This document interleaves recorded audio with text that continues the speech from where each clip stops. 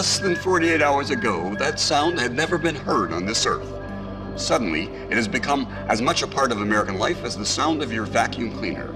It's a report from outer space, a radio signal transmitted by the Soviet Union's Sputnik, the first man-made satellite as it passes over New York earlier this evening.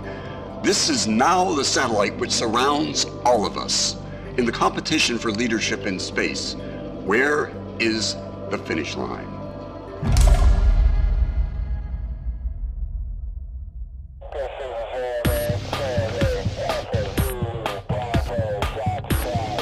In the Cold War, it's pretty clear who shot a nuclear missile at you. You can see it. But in today's world, it's pretty unclear who just launched the cyber attack against you. People have always been robbing banks, people have always been embezzling money, people have always been lying and cheating.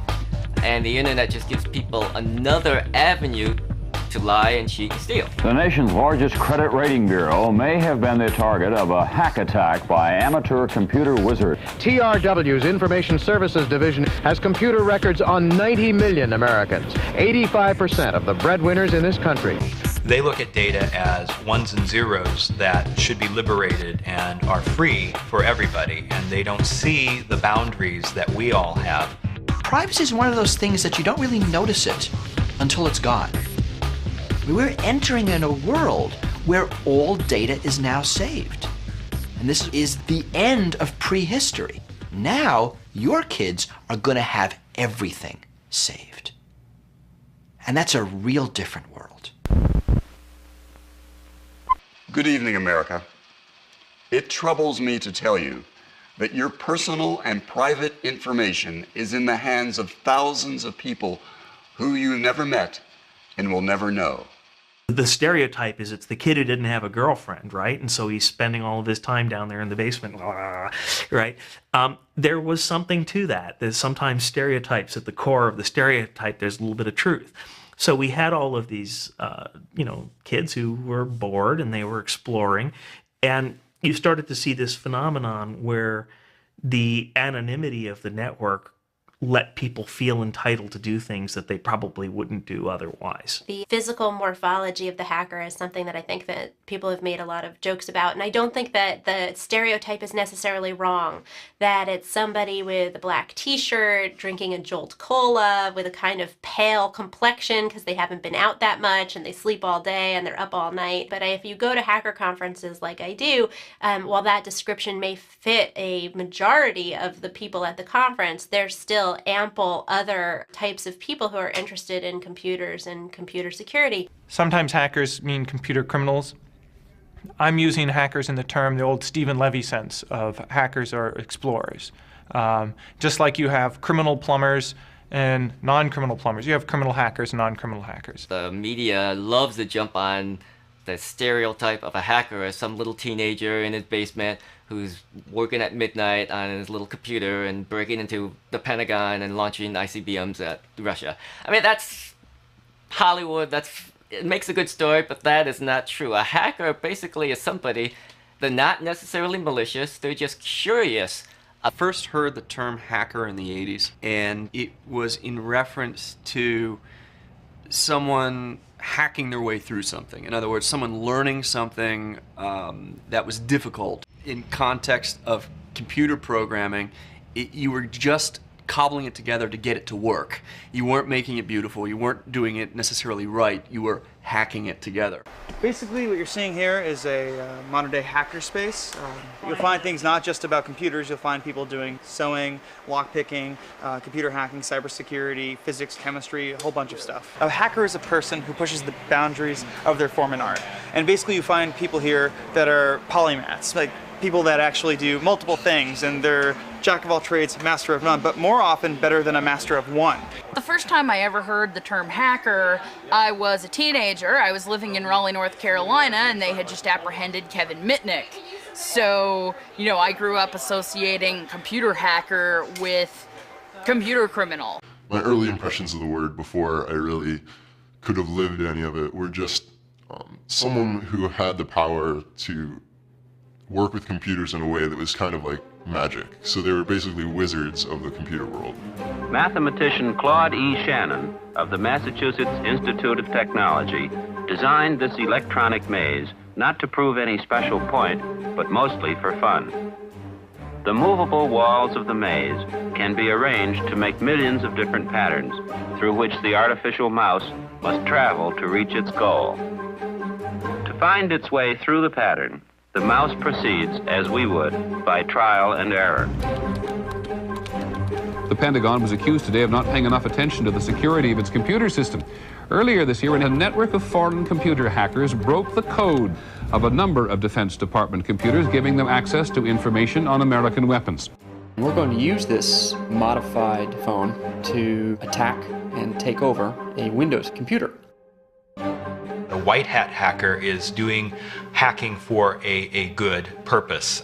Sometimes they're hired to go in and do what's called a penetration test of a company and expose any vulnerabilities and report that back.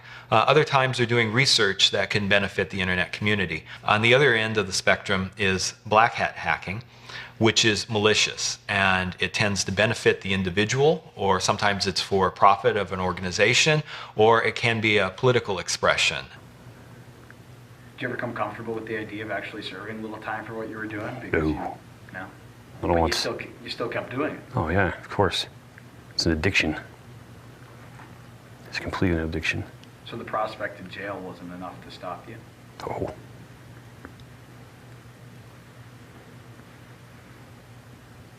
Don't have too much time to think about that, actually. I think part of it is the obsession. It's the obsession of, I have to make this work. It's kind of like a chess game. I have to win. And it's not like playing, you know, tic-tac-toe. Nobody ever wins, right?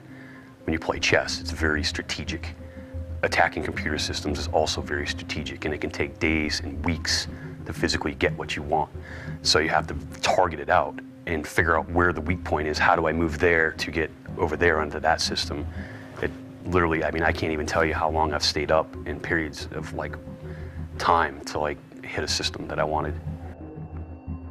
I think when I was younger, I just didn't care if I got caught. I mean, I still worked really hard not to leave any traces. The ramifications were just never more intimidating than the thrill of doing a righteous hack. And it was always really exciting, and any hack that I spent a considerable amount of time on, I had to have some kind of reason that I really cared about that data. If someone tries to keep some data closed, and it's not some ethical rule that's stopping you, it's just their made-up rule and their attempt at secure technology, then it's almost a moral imperative to take that data. The question really is the law right? Do we need that particular law? So even though there's a law that says you can't do something, hackers are really questioning, should it even exist? For most people that I consider to be hackers, the innovators or experimenters, it is a desire to know and a desire to learn, often coupled with a slightly antisocial belief that the man has been lying to you and that what they're telling you isn't all there is to life. I think always about the Matrix movie, which I think of as one of the, quintessential hacker movies, where there's so much more going on under the surface and you can choose to blind yourself to it or you can choose to know. And the hacker is always, going to choose to know.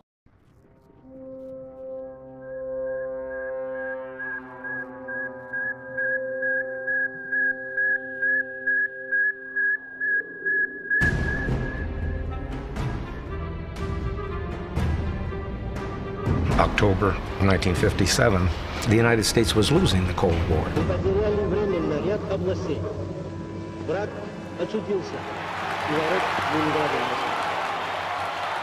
Russia announcing she had shot a man-made moon 560 miles into space, where it was circling the Earth at the dizzy speed of 18,000 miles per hour.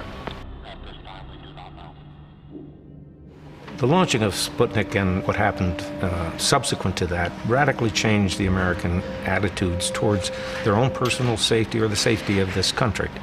When it was reported, shocked the American people absolutely beyond belief. For them to pull off this feat, sending the first satellite into space, created a kind of atmosphere of questioning as to what we were, where we were going. And Americans had always prided themselves on being by far the advanced technological culture of the world. So there were really two shocks, in a sense. A culture shock, namely, how could these backward peoples have produced something that we were incapable of doing, but also a shock in terms of our own national safety, because if they could put a satellite into orbit, into space, surely they could hit any American city that they chose to. As a primary deterrent to war, maintain a strong nuclear retaliatory power. The Soviets must be convinced that any attack on us and our allies would result, regardless of damage to us, in their own national destruction. Now we were part of a globe in which no one was protected by physical barriers. In a purely strategic sense, it meant we had to advance so much that we would have an unassailable advantage over the Soviet Union. The Soviet Union now has, in the combined category of scientists and engineers, a greater number than the United States. And it is producing graduates in these fields at a much faster rate. And the result was the National Defense Education Act, which called for spending billions of dollars into the sciences, into engineering. So it seemed to be that we were moving into a world that was totally unfamiliar to us. A world, again, of computers and of missiles and of that sort of thing. Just very confusing period for Americans. Indeed, according to my scientific advisors, this is for the American people the most critical problem of all. Let me begin by taking you back into time to the origins of the Internet. Before there was an Internet, the Advanced Research Projects Agency in the Defense Department started a project that they called the ARPANET to try out this idea called packet switching, which is a very distinct way of switching data around than the traditional telephone system, which uses what's called circuit switching. So we built a 4-node network, and I was lucky enough to be a graduate student at UCLA at the time. And I wrote the software that connected this Sigma 7 computer to the first packet switch of the ARPANET that was installed at UCLA in September of 1969. And by December, we had 4 nodes up and running. And then by landline across the United States, and actually a portion of it went into to Europe.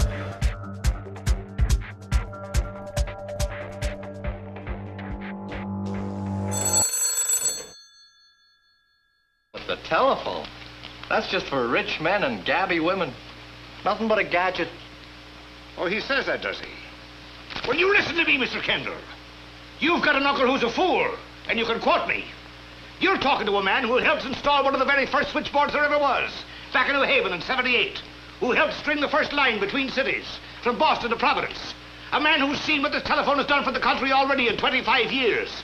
A gadget, is it? One thing to keep in mind is you're talking about the phone company in the 1960s and 70s and even up into the early 80s. For the most part, it really is one giant company. It was all run by AT&T. American Telephone and Telegraph was a monopoly. It was, in fact, the largest company on earth. Today's telephone network far exceeds Mr. Bell's grandest dream.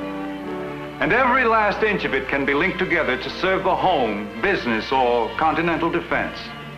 The very size and diversity of this network helped to make it strong. The telephone system was the closest thing that anybody got to a computer, and the sophistication of the telephone system and the telephone network was really approaching that of a computer. And so the phone company was really sort of the forerunner of a lot of computing. Phone phreaks were, today they'd be called network hackers, right? The only difference is they're playing around with the telephone. Finally tonight we have a report on phone phreaks. Underground hobbyists who make illegal phone calls around the country by confounding the technology of the telephone companies with technology of their own. For this phone phreaking business to make any sense at all, you almost have to get in a time machine, because you have to go back in time to a time that is really unlike today.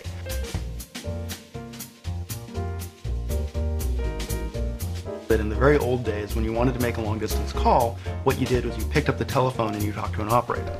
And you said, I want to call Chicago, and here's my phone number.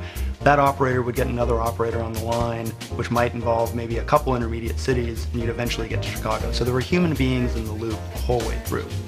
What made phone phreaking possible was when that started to get automated, where operators started to get out of the loop, so that you could actually use automated equipment to place a call from, San Francisco to Chicago. And what that meant, the automated equipment had some vulnerabilities in it, which allowed somebody with a little bit of technical skill to be able to place their own calls or reroute the calls or otherwise play with things.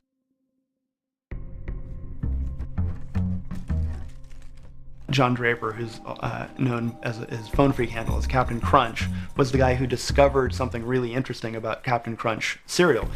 Back in the day, Captain Crunch cereal came with a little prize, and one of the prizes was a little tiny whistle, a little plastic whistle, and it turned out that if you covered up one of the holes in the whistle, it actually allowed you to generate a perfect 2600 hertz tone, and that you could use to whistle your way into free phone calls.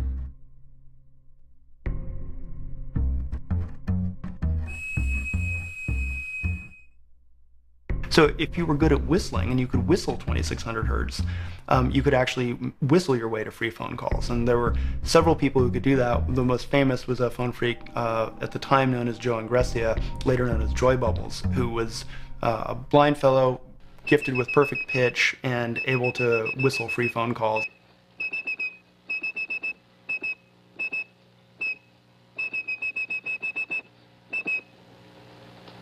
Let's see if I make it this time. This is really hard to do. It sounded like all the tones were present, so the phone should be ringing about now. Okay, it hit the phone. It just takes a little while to... From his one phone to a town in Illinois and back to his other phone. A 1,000-mile phone call by whistling. So this is a huge problem because we're not talking about software today where you just patch a few lines of code and mail out a CD-ROM or have people download updates from the internet. This is physical plant. This is central offices all throughout the country that are using big huge racks of equipment that this has got to change if you want to patch this hole. In addition, phone calls were really expensive. It might cost, the equivalent in today's dollars of $55 for a 10-minute phone call from San Francisco to New York, right? It was really expensive. Long distance was a big deal back then. Everyone knows long-distance rates are lowest at night. But did you know those same low rates are in effect all day on Sunday? You can make a 3-minute station-to-station call to any of 48 states for 90 cents or less, anytime on Sunday.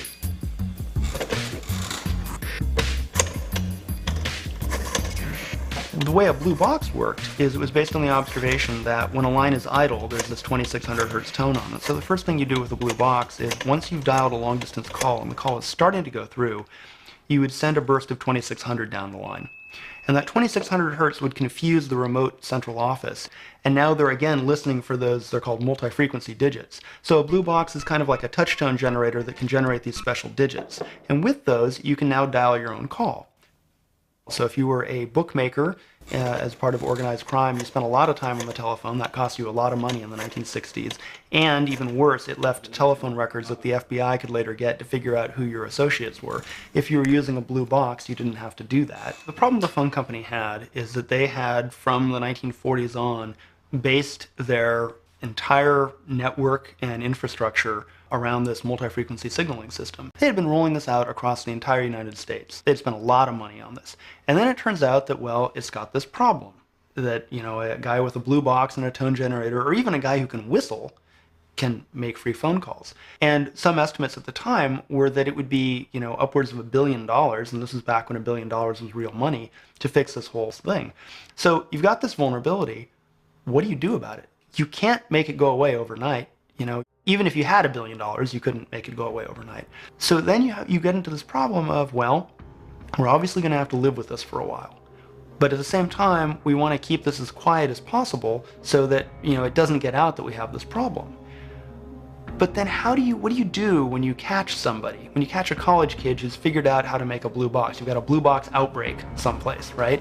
What do you do about that? Because if you prosecute and it gets into the newspapers, you might well have just done yourself more harm than good. Now everybody in that area reads about it and says, "Whoa, what's a blue box? That sounds pretty good. I'd like to be able to make free phone calls."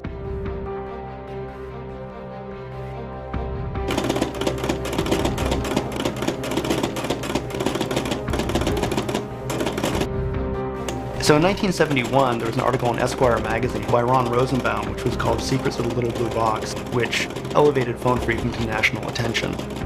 It was so well written and so intriguingly written.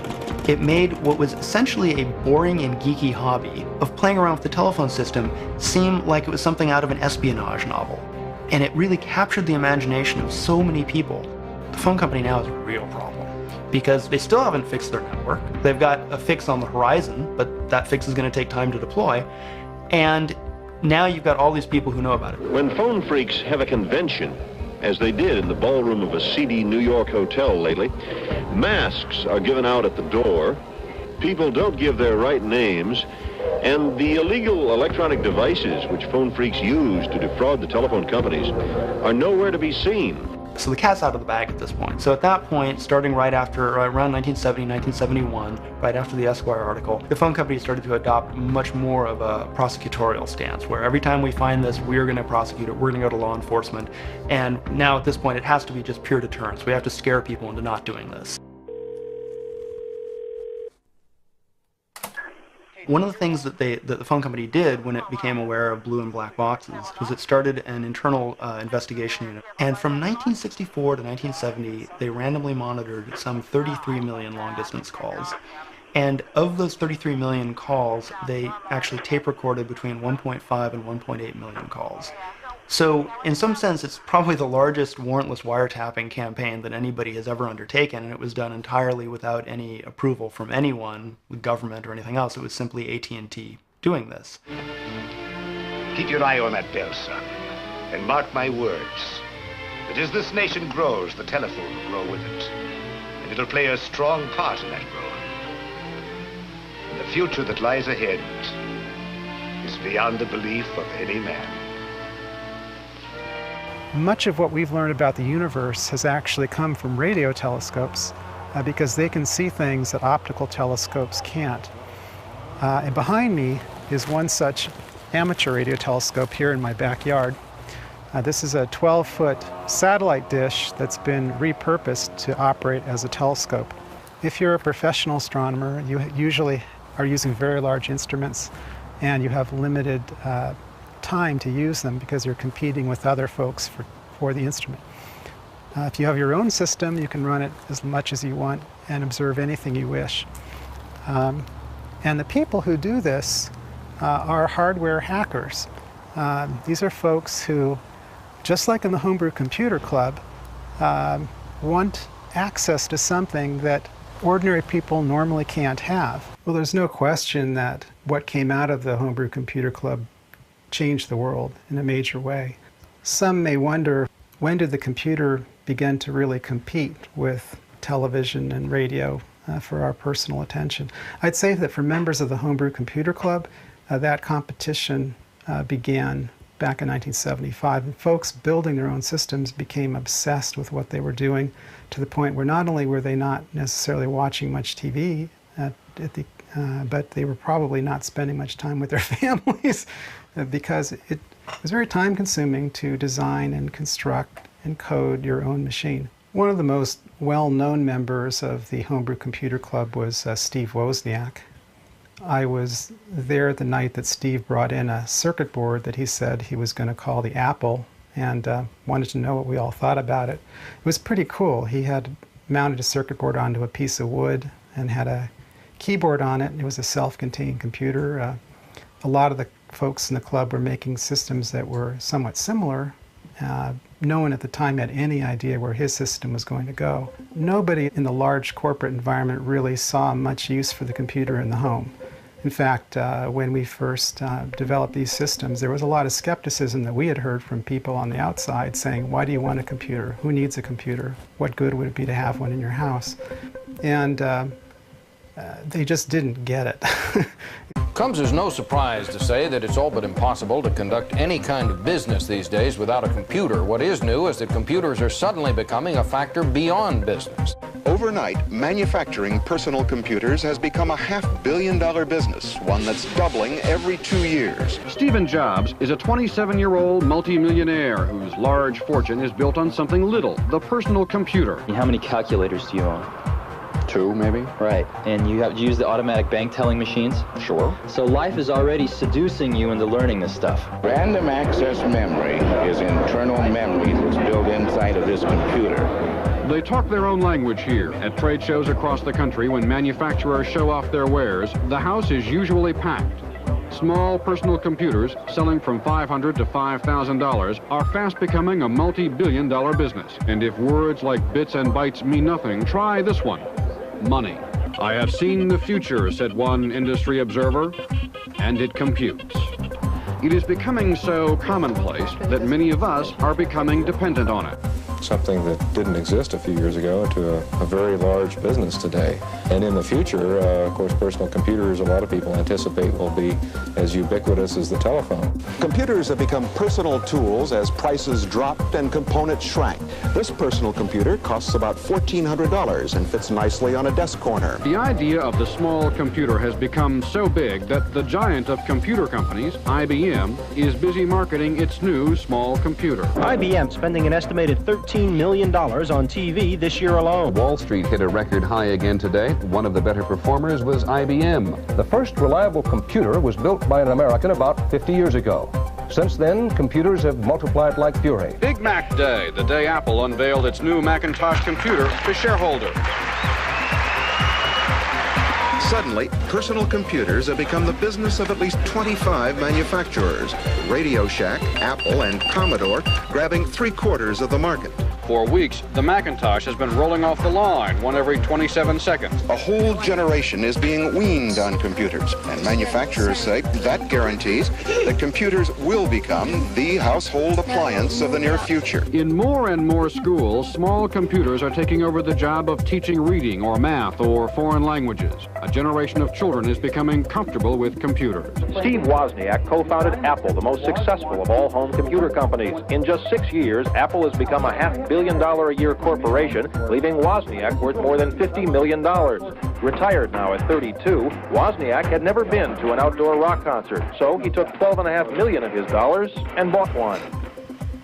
The significance of the emergence of the personal computer really can't be understated. Its impact has been profound and reaches almost every corner of our lives.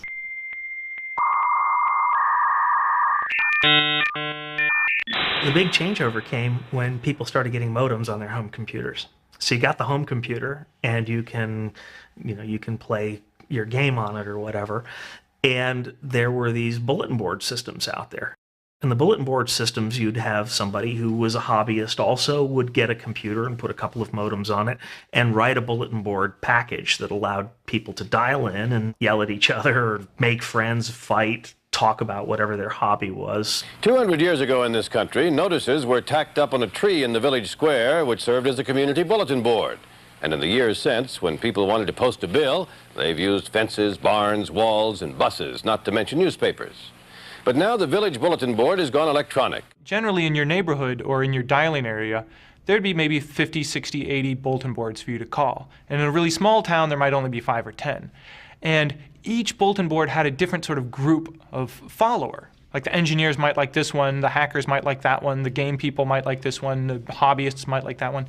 And so you'd get accounts on a bunch of systems locally to figure out what the local scene was like. Phone long distance kept getting cheaper, so it went from these standalone island bulletin boards to a network. And some of these networks had thousands and thousands of other bulletin boards.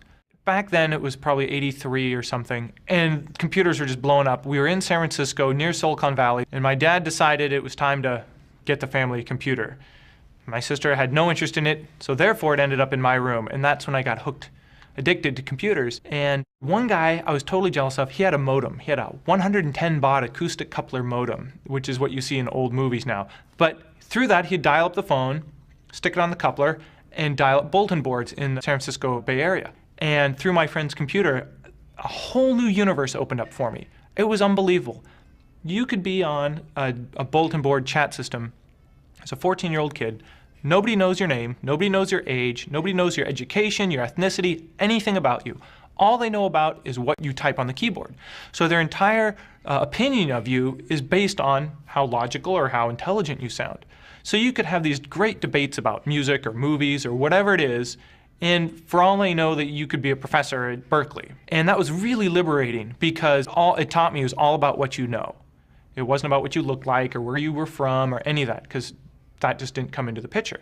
And the other thing is it opened up this whole other adult universe. You know, you're like 13, 14 years old, you're kind of sheltered, you know, you can't drive a car, you're not watching R-rated movies. And here you are talking about drugs or movies or sex or whatever it is, adult concepts. And you're like 14 years old. That just, the whole world opened up through the computer for me. It was awesome. Because in those days, it really did feel like exploring. There was no standard addressing, the www whatever. You kind of just got this phone number and you would get in there and then you'd see what was on the other side of that computer and where it led to. Because there were people who really weren't internet users. You couldn't really track them back and figure out what machine they were coming from because they were some kid sitting in their parents' basement with a modem attached to a computer.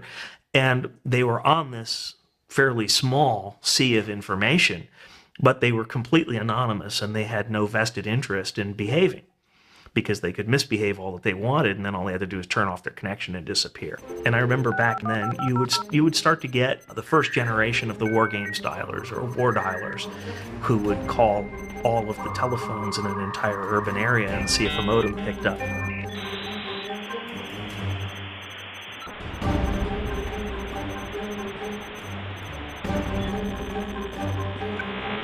And then when they got a pickup, they would try to log in as guest, password guest, you know, admin, password admin, and sometimes they'd get in, and it was fairly shocking. When it makes contact with the wall of the maze and discovers it cannot go straight ahead, it turns and keeps on turning till it has found its way again. It explores each step of the way with its copper whiskers. Those of us who were running the machines on the administrative side, the main problem that we were seeing was we would just see in our system logs that, you know, someone had tried to log in as guest 800 times, and we'd laugh because maybe we didn't have a guest account, and we'd know that somebody was playing around, and it was all seen as kind of as fairly benign activity because we hadn't really started to see a downstream cost for all of this kind of activity. In the mid-'80s, a lot of the hackers would launch physical attacks. They would go find a phone company office and they would walk in with a clipboard and try to look official, and they would look around and they'd try to find a modem. You know, if you found a computer sitting someplace and it had a modem connected to it, frequently if you turned the modem over, there'd be a little plastic tag with the phone number that the modem was sitting on, and sometimes there'd be usernames and passwords. And some of the hackers had no qualms whatsoever about, you know, just walking into a building and coming out with whatever information they could. Pretty much every kid who's interested in science and technology at some point or another goes over the edge of the dumpster. But there were always people who would be going in there and looking for printouts, and it was really pretty shocking, some of the stuff that you would find getting thrown away. Oh wow, look, it's billing information from the hospital from 5 years ago.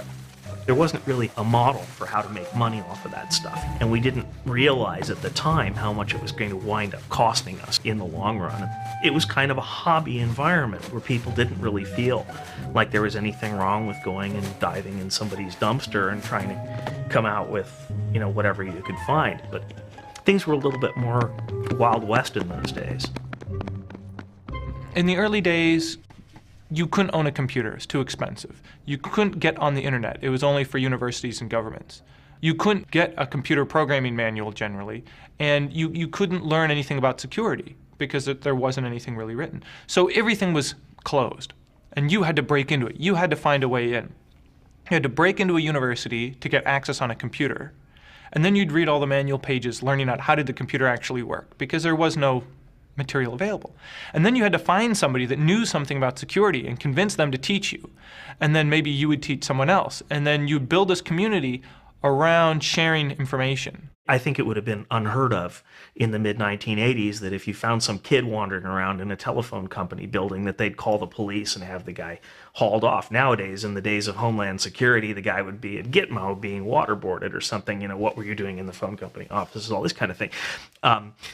But in the 80s, it was kind of cute, you know, and that's how you get these guys like Kevin Mitnick, who are, you know, basically loser sociopaths, but the entire community sees them as cute and interesting people. We love you, Kevin! Kevin Mitnick is arguably the most famous former hacker. You got me, dude. The Hacker Gathering in Las Vegas, where he now lives and works as a security consultant. Welcome to DEFCON. He's treated like a celebrity. He served nearly 5 years in federal prison for breaking into systems at several major corporations. If the 80s was the Wild West, the 90s would have been the gold rush. That was when things really started to get interesting, and that's when the knives came out as well, because suddenly you were injecting value into it. Right? As soon as the money comes, then you get these streams of parasites coming in after the money, and the innocence of the internet really ended around 1994. Can't afford a computer at home? It's okay if you have some spare change. Coin-operated computer terminals have started popping up in public places like this San Francisco coffee house. Users send electronic mail all over the globe. Cost 2 bits for 4 minutes. Connecting people in new ways has become a major business in this country. Commercial services like Prodigy, CompuServe, and America Online, which pump information into people's computers through regular phone lines, now have 4 million subscribers. The fastest growing of these services, America Online, charges $9.95 a month plus $3.50 an hour after the first 5 hours of use. As soon as the internet hit, I'm saying within 2 years, probably dial-up bulletin boards went away. I mean, they died that quickly. What was the point of dialing up and having the slow interaction where you could get online immediately? So what happened there is information sharing took a great leap forward, but the community collapsed, because anybody could come to your system now on the internet from anywhere. So you got a whole lot of idiots, people that you couldn't filter them out. And they used to call it the AOL effect. When the AOL dial-up system hit the internet and all those people, millions of users, flooded into the early internet, it was just, you know, the IQ level just dropped like a rock. And so that forced the people that were trying to have serious conversations on the net into the corners, into private groups. And it stratified the internet. AOL was a really interesting aspect of the early history of the internet. They used their huge dial-up infrastructure to become this portal to the internet for millions of people. And that's part of why AOL got so rich, that they were able to buy Time Warner. If you think about that, that moment epitomized the early stage of the internet gold rush. Here you have an old school mainline media company, which is used to kind of shaping American popular culture, gets bought by a bunch of computer kids who just appear out of no place. And it was, as we all know now, it was a merger made in hell. But that was really kind of the symbol of the early stage of the gold rush. From a security standpoint, AOL's coming on the internet brought us millions of new users. And I think that was really when you first started to see people doing scams to get people's passwords, people doing online fraud, right? Millions of new users means millions of new victims. People were literally just kind of buying machines and plugging them in as fast as they could. And everybody was saying, well, we'll worry about securing it later. And now for a traffic report of sorts. This one is from the information superhighway. In a word, it is jammed. The rush online jams the internet. And for some, the World Wide Web becomes the World Wide Wait. Hacking really changed when money got involved, when computers became free, when AOL gave away free internet access, when everybody has a spare computer. The things that were motivating you in the first place are no longer there. So you have to find a new reason. What's the new thing that motivates you if all the old motivations are gone? All of the systems, all of the software, all of the components on which the first couple of years of the big commercial internet were built, none of it was designed really with good security in mind. I'm informed that you think that within 30 minutes, the 7 of you could make the internet unusable for the entire nation. Is that correct? That's correct. It would definitely take a few days for people to figure out what was going on. This will be an ongoing effort to try to make sure we keep all the benefits of the internet, all the benefits of the computer revolution, but we develop better defenses and better defenders. Hacking has changed a lot over the years. It used to be almost an intellectual pursuit. I heard it likened to spelunking once, you know, where you're just kind of exploring. And in the late 80s, early 90s, it very much felt like that. There was this cavernous dark internet, and you could find things in there if you went looking.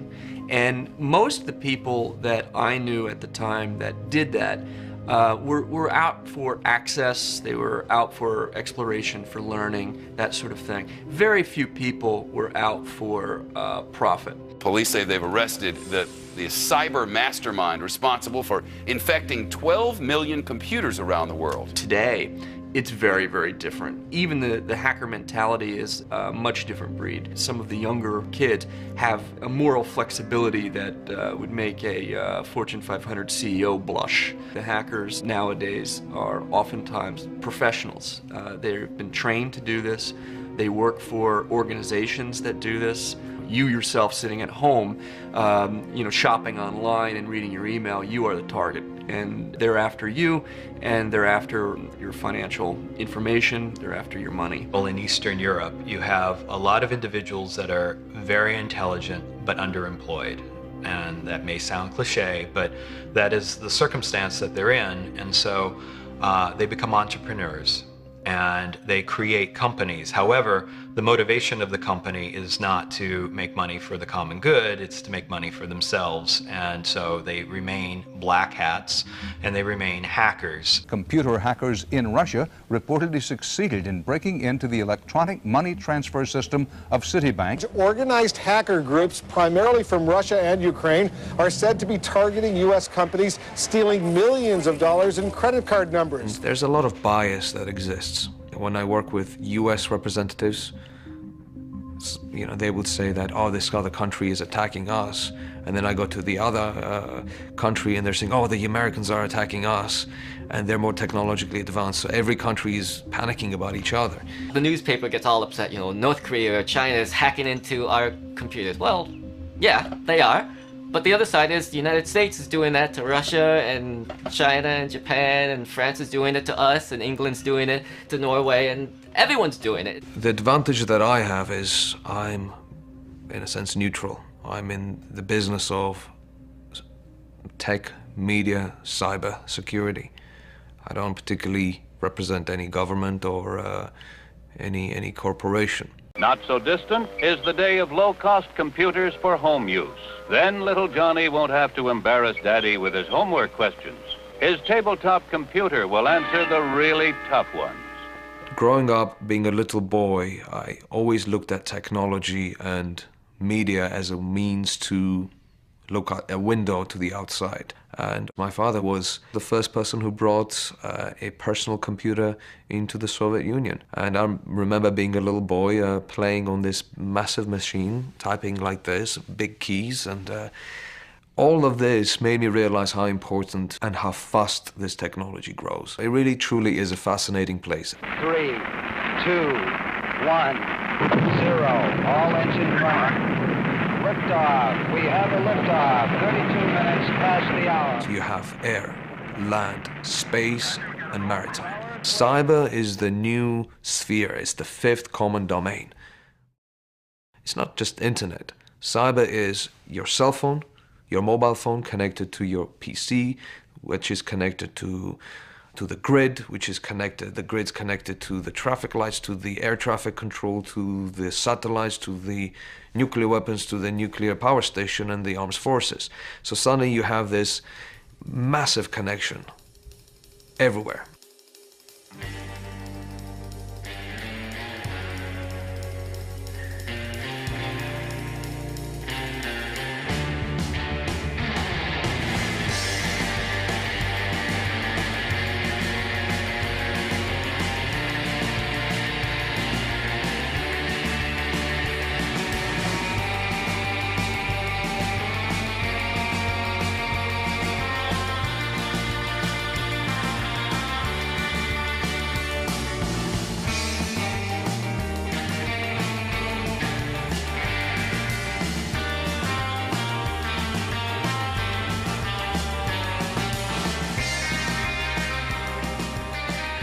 It is kind of amazing the transformations that have occurred even in my lifetime, and I'm not that old. We've seen just an increase in data being everywhere and the ability to access things on the internet. Whenever my kids ask me a question and I don't know the answer, they say, well, we should just ask Google. Google knows.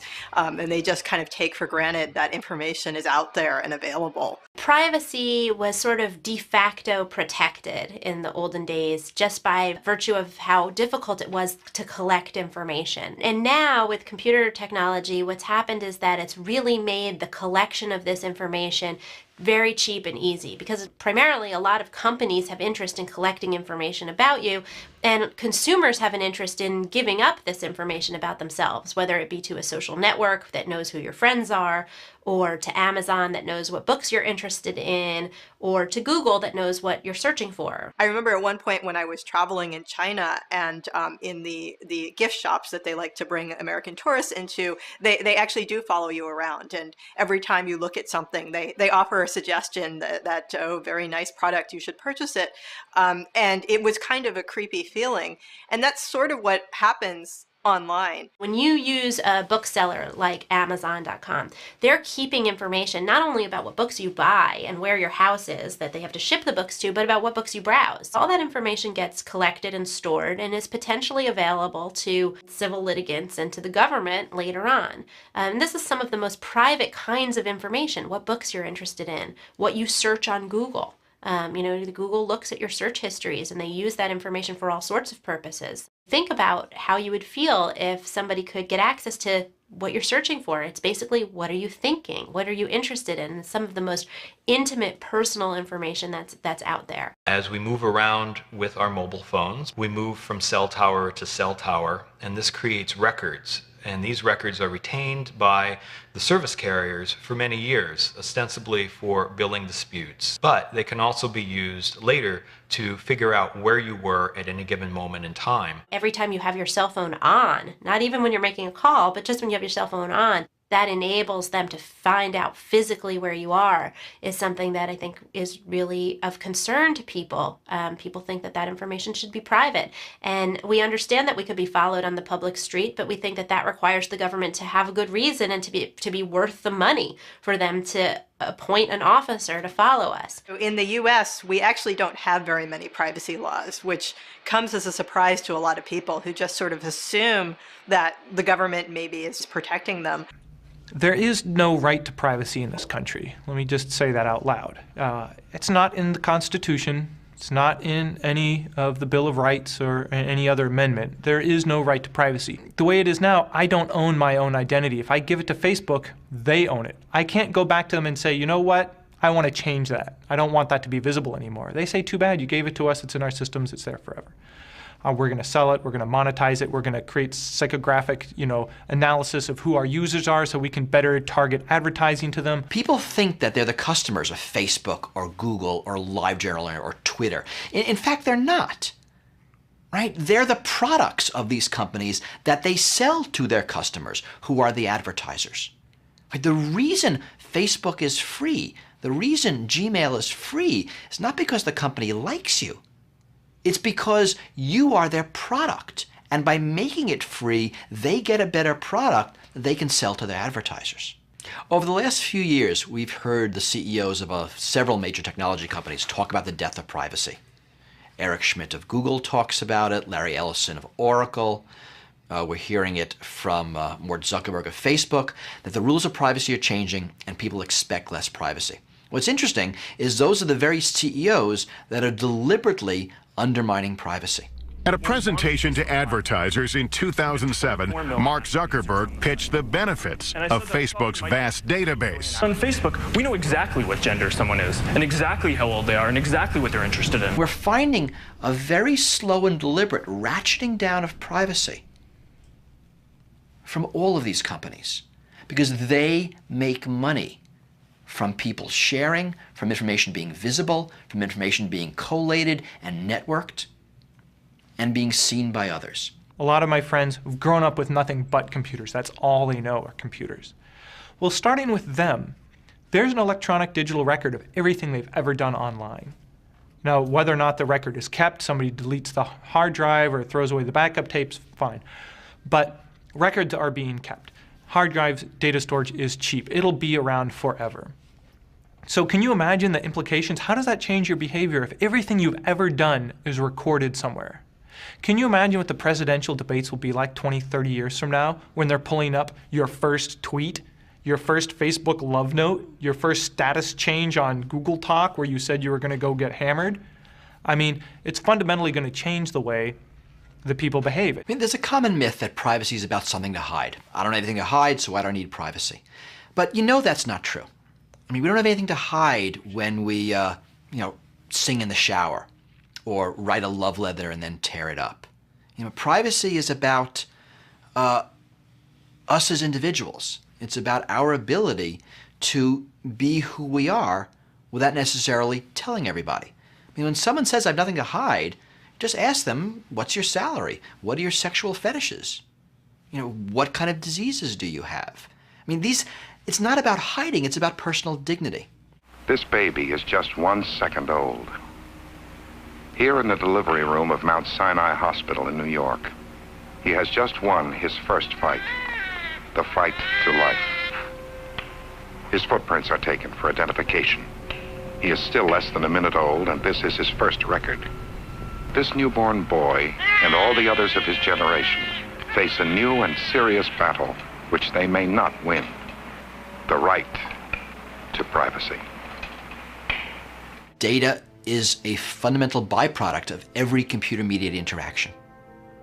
Right? You used to throw a quarter into a toll booth, now you use an E-ZPass and a record is saved. You used to chat with someone over a water cooler or across a partition in your office, but now that's done over IM or SMS, and that data is being saved. Right? So things that used to be ephemeral are now permanent. And more that data is being saved and sifted through and used by government, by corporations, by marketers. I mean, you can find, if you go on the net and you start searching for, maybe you're going to buy a new house or move in and get a new apartment, you start looking at real estate or rental listings, you go on Facebook and suddenly you're going to see ads for real estate companies or rental companies. And that sometimes feels a bit icky. We're finding more and more that as people surf on the net, they're being followed. They're being followed and a profile about them is being collected and then sold to others. And this is without people's knowledge or consent. You might sort of know what's going on, but not really. A meeting of the American Civil Liberties Union in Washington. These men are fearful that the National Data Center poses a threat to privacy and the American way of life. All we can expect is to hold off the data bank for a while, to get in our links, because there are not only governmental data banks, there are private data banks. The data center is not just here and now. You build it with the best intentions now, you build it with limitations now, and tomorrow those intentions may pass and the limitations may dissolve. We always talk about security versus privacy as if there's some sort of balance. And the government likes to use that trade-off. And how much privacy would you give up for security? Being secure requires you to give up some privacy. I think it's a false dichotomy. I think it's actually a red herring. Security and privacy go hand in hand. We do not feel more secure when our private data is released. We don't feel more secure in a police state with its ubiquitous surveillance. That privacy is essential for security. And good security provides for privacy. I mean, it's only bad security that goes in opposition to privacy. A great example is airplane security. After 9/11, there have been exactly 2 things that have improved security. The first one is reinforcing the cockpit door, and the second is passengers knowing they have to fight back. Those 2 measures have nothing to do with privacy. And if you think about the airplane security measures that affect privacy, the photo ID check, the full body scanners, they actually don't improve security. They're what I call security theater. Real security goes hand in hand with privacy. How do we create a world where freedom and expression is still valued and protected at the same time as security is maintained? So there will always be a battle between privacy, security, and the essence of the internet.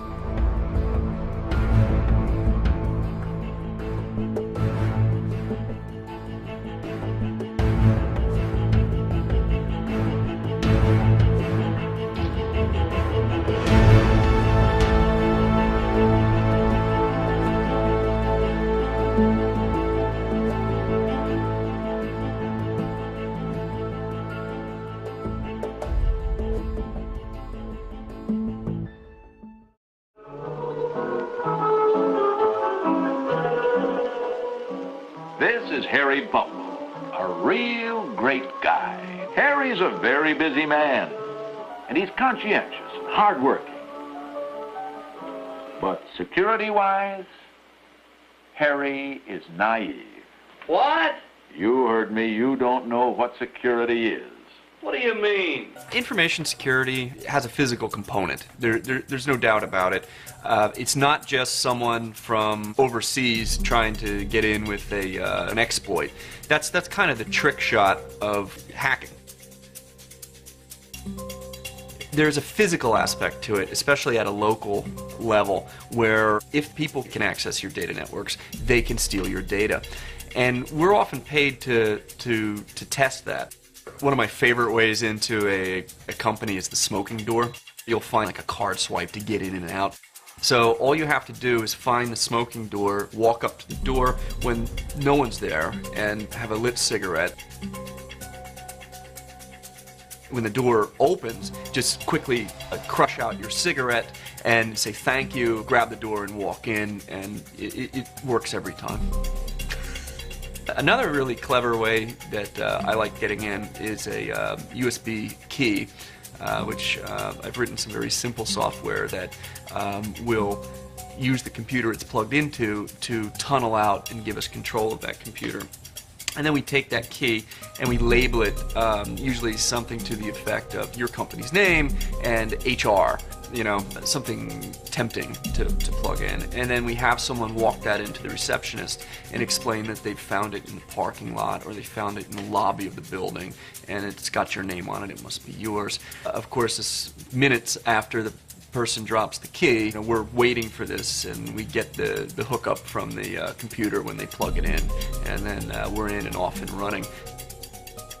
Would it be dangerous for everyone to walk around with the knowledge I have? I would worry about that. Throughout my career, I've made a lot of difficult choices. The temptation to just do something that goes over the line is always there. I've been working at this for many, many years.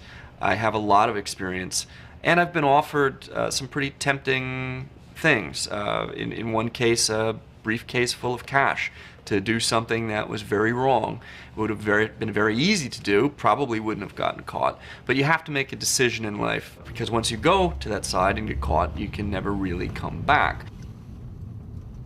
People can't protect what they don't understand. How do you evaluate the risk around what's the risk of having a computer-controlled car? Well, people don't really know. We've never had computer-controlled cars before, and it's not something that we sort of intuitively understand. You know, if you're at the ATM and there's a shady guy next to you, you get that, like viscerally. Your brain, your little, reptile part of your brain says, danger, danger, something weird's here. But your brain doesn't necessarily pick up that the keypad looks a little unusual because somebody swapped it with a keyboard capturing device. Or where you put your card into the ATM, that looks a little fatter than it normally does. Well, that's because somebody's put a capture device over it. We don't get that intuitively, not like a shady character right there.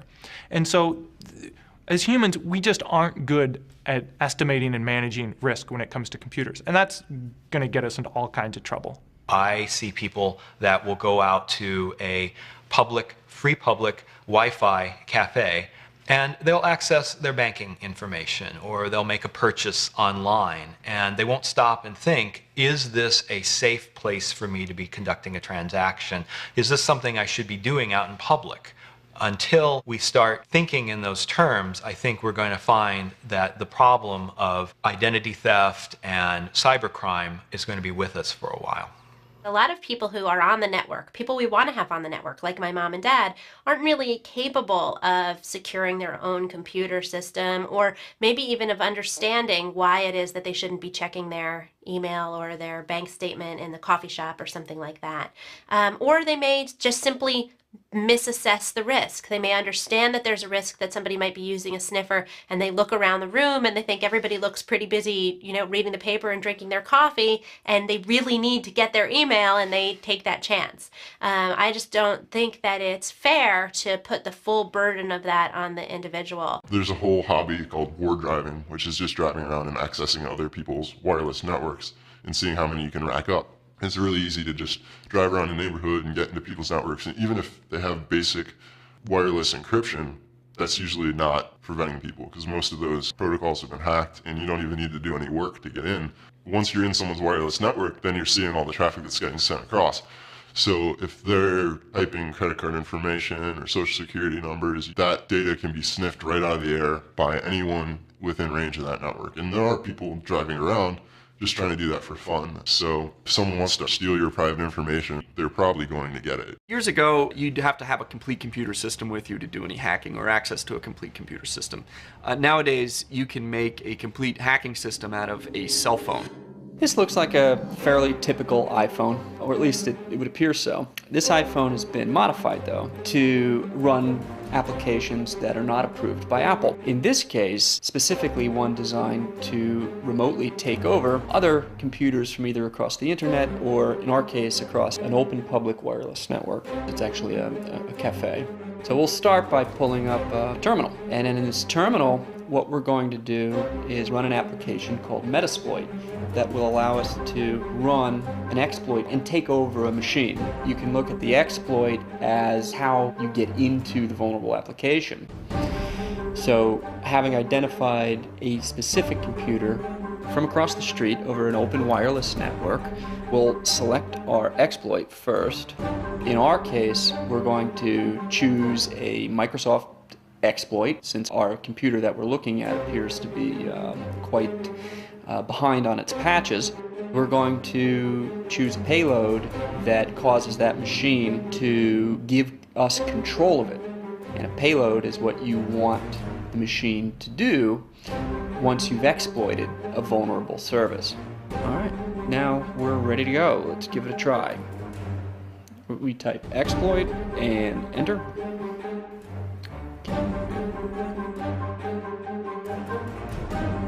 And we have successfully exploited our target. We now have control of it. At this point, we would set software on this computer so that when the person leaves the cafe, the machine would report all user activity. That activity would include websites visited, login IDs, and password pairs. We could even activate the camera or the microphone on the particular computer at will. So we'd have complete control over it. So, I mean, that right there is pretty cool. Yeah. That's hacking and causing disruption is sipping into the mainstream, into the general public. You no longer have to be an MIT or Cambridge computer science graduate to know how to hack into a system. You can just be a kid from around the block, go buy a computer for $400, have a connection for $30, and go online and figure out how to hack into different systems.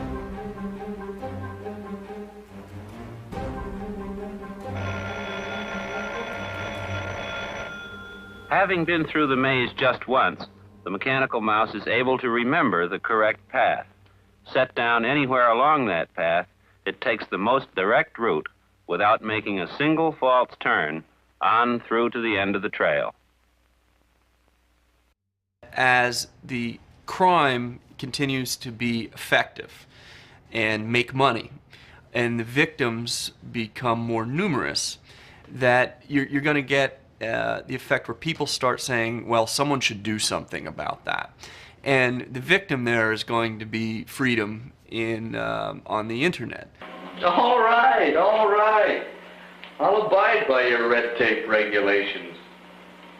Red tape regulations? I'll wear a badge and lock my desk when I go home at night. But I still say we've got guards for that sort of thing. We'd have to put a permanent guard on everyone in the business. We probably could build a society in which it was impossible for people to steal from each other, but the consequences of building that society are probably a society none of us would want to live in. There'd be a tremendous amount of surveillance. There would be a tremendous amount of onerous security on top of us. We could build an internet where there were no hackers. The downside of building an internet where there were no hackers would be an internet where there was no anonymity. There was no ability to post anything that was not subject to censorship. You might find yourself being held liable for anything that you said because it could be proven to be having come from you. If we built a perfect internet that was completely hacker-proof, we have built a perfect surveillance system for Big Brother that you can never evade.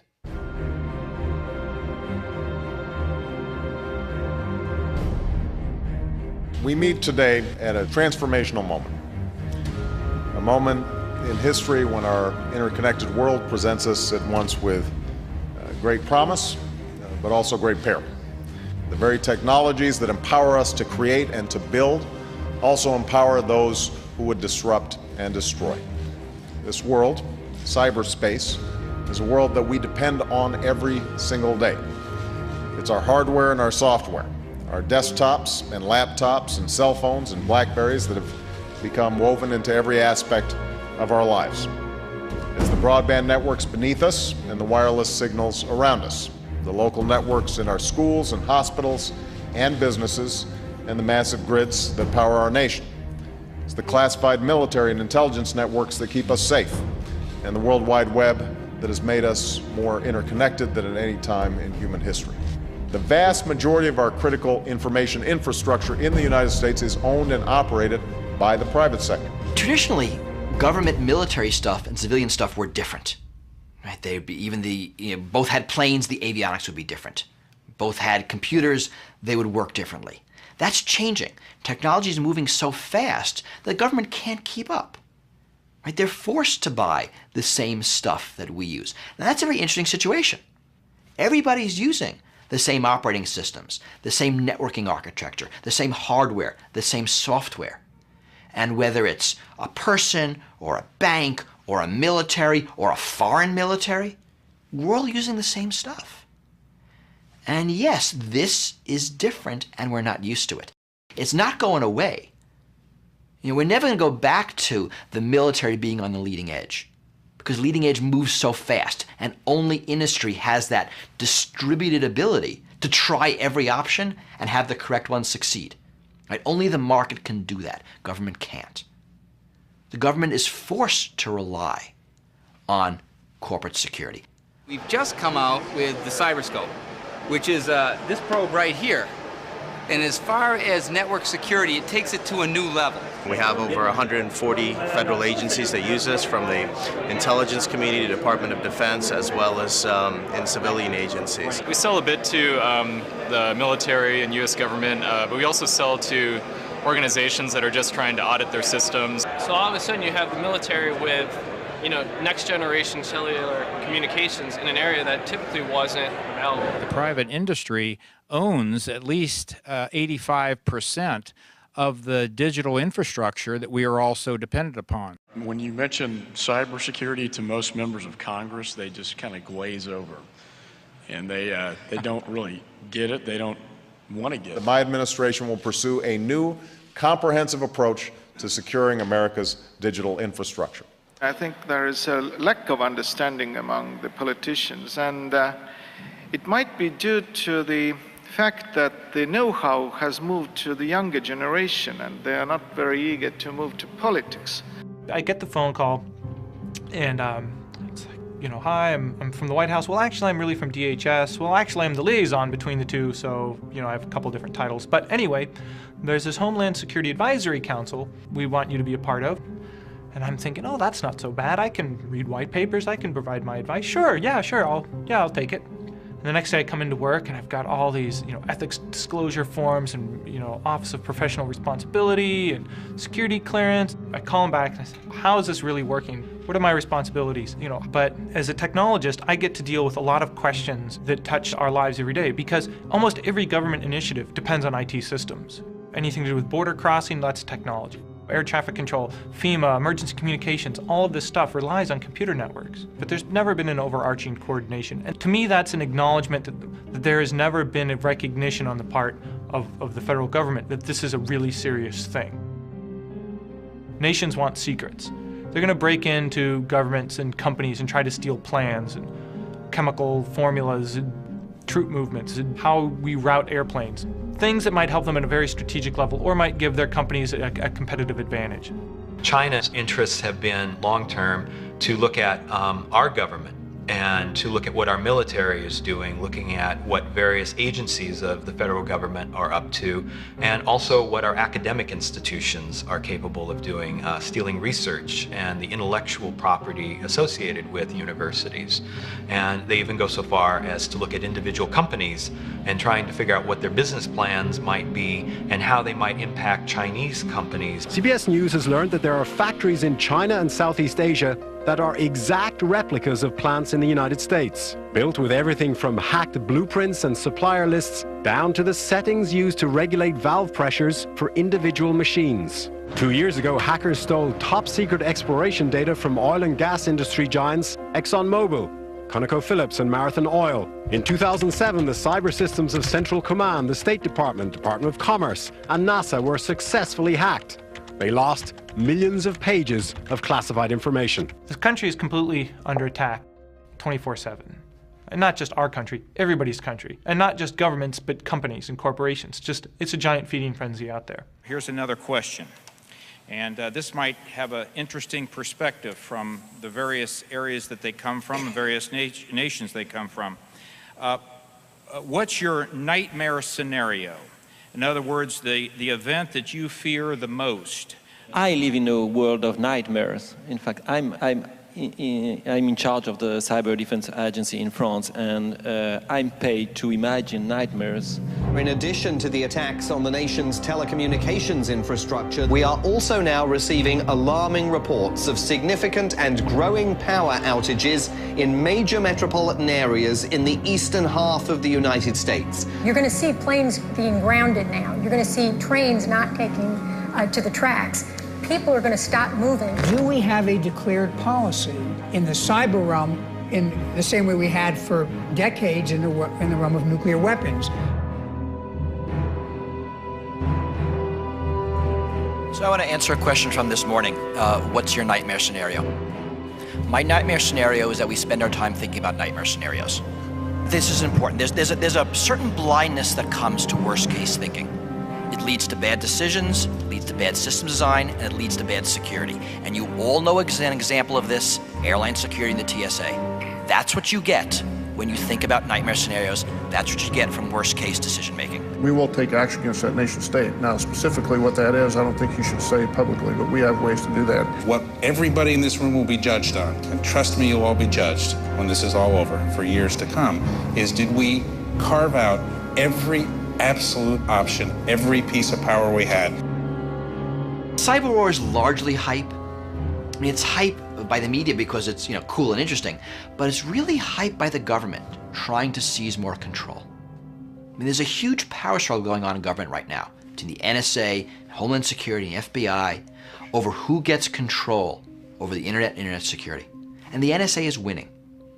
And they're winning by pushing this cyber war fear. Right? This fear of cyber armies attacking us. It's largely nonsense, it's largely hype, it doesn't hold up to scrutiny. But it's big and scary. And when people are scared, they're much more willing to give up their liberties, their privacy, their freedoms to someone who'll make them feel safer. Is the public scared? Yes, and that's a good thing. Now the maze is changed again, near its very end. Things go smoothly enough at first, as the mouse proceeds on the basis of information it remembers. Now it's running into trouble. But fortunately, it is able to adapt to this new situation. It resorts once more to trial and error and acquires reliable new information to replace the old. My doomsday scenario is a single EMP bomb above the country. If you can build one nuke and you can blow it up 200 to 500 miles above the country, the resulting electromagnetic pulse is enough to basically stop almost all electronics in the United States, Canada, and Mexico. And when that happens, you're screwed. There's no fixing that. It would take us back to the 1920s with the resulting population of the 1920s, because that's all our infrastructure would be. And I think it's about like 180 million people would die in this country within 6 months. It's pretty severe. And that's how dependent we are on technology. Is there anything that East-West or government institutes around the world are working with education programs to help close that divide, make it part of the mandatory curriculum to help educate kids on the foundation of technology. So I think that's kind of backwards. I think the kids need to educate us. I mean, the thing about generation gaps is the younger generation always wins because the older generation dies. And the way the kids are doing it is the correct way. We're doing it wrong, we're doing it old, right? Email's for old people, not for kids. And that's the way it's gonna be. So I think better than us educating the younger generation is let them educate us on how they use the net, how they want the net to work, how it fits into their lives, so we can build infrastructure that benefits them. Because the education is not going to go the other way. I mean, the internet's the greatest generation gap since rock and roll. You know, younger people are using these technologies in ways that the older people can't even fathom. Regularly, I get people asking me, what can I do to convince my kids not to do these things on the net? And I tell them, you can't. And more importantly, they're right and you're wrong. But the younger generation gets to decide how technology will be used. I mean, they're going to build the social systems that will be used in the next 10, 20, 30, 40 years. Because internet's about people, about connecting people, about people being able to find other people of common interest, or being able to communicate with their family or friends in ways that were impossible before. Be able to bring information into communities that didn't have access to it before. To democratize knowledge and information and communication. The value of this information is so great that it's changing the planet.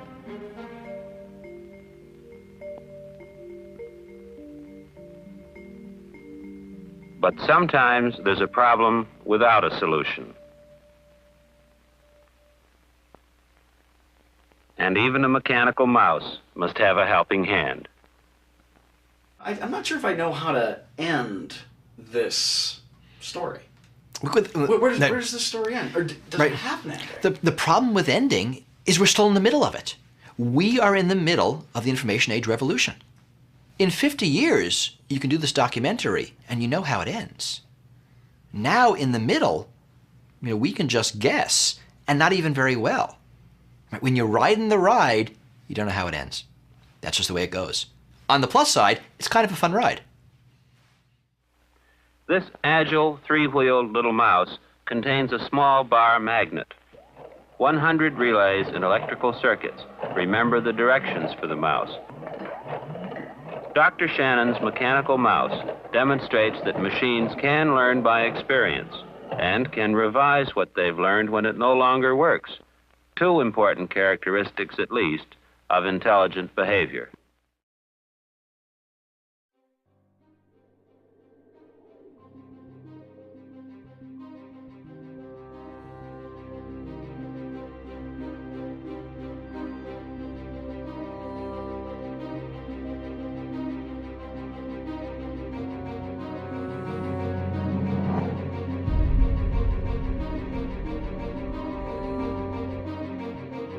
Our lives are being rapidly changed by the development of large computing machines. A complete computer system weighs 22,000 pounds. When the hero of any science fiction show has a problem, he usually turns to his trusty computer for an answer. Sometimes they think so hard, they get uptight. They blow their cool. Around the world, economic factors will continue to stimulate the application of computers to new areas. But advancing computer hardware technology is just one part of the story. Over to Ken Jennings now. Bram Stoker is what we're looking for, and we find. Who is Stoker? I, for one, welcome our new computer overlord.